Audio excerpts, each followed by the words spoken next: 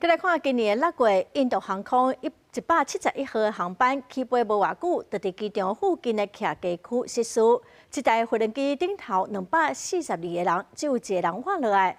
最近这个幸运活落来乘客登去英国，嘛接受媒体访问。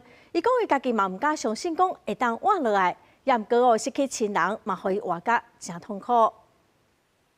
印度航空171号班机起飞无偌久就摔落来，爆炸为着真大庆祝、真大火球，这个事故带走279条人命，包括机顶乘客甲地面的居民，是我10年来上严重的空难。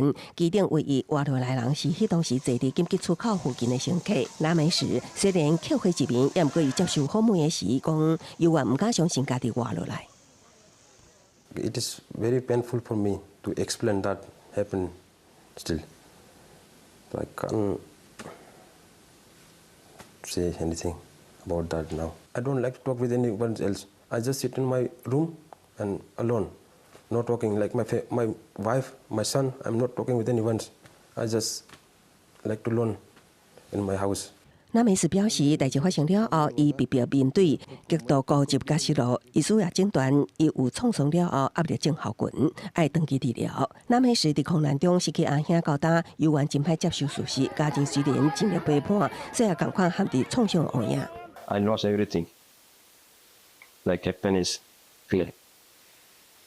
What give me life, but take all my happiness in my family. It's completely broke down my family. After that crash, fear. It's very difficult time for me and my family. 那美斯登到英国莱斯特的厝接受心理辅导，伊强调家己会将心怀念过身的亲友，希望这场悲剧会当成做灰暗改革的惊喜。印度政府表示，初步研判是烟令高中造成坠机，完整调查报告会伫年底公布。公司新闻台为您编译。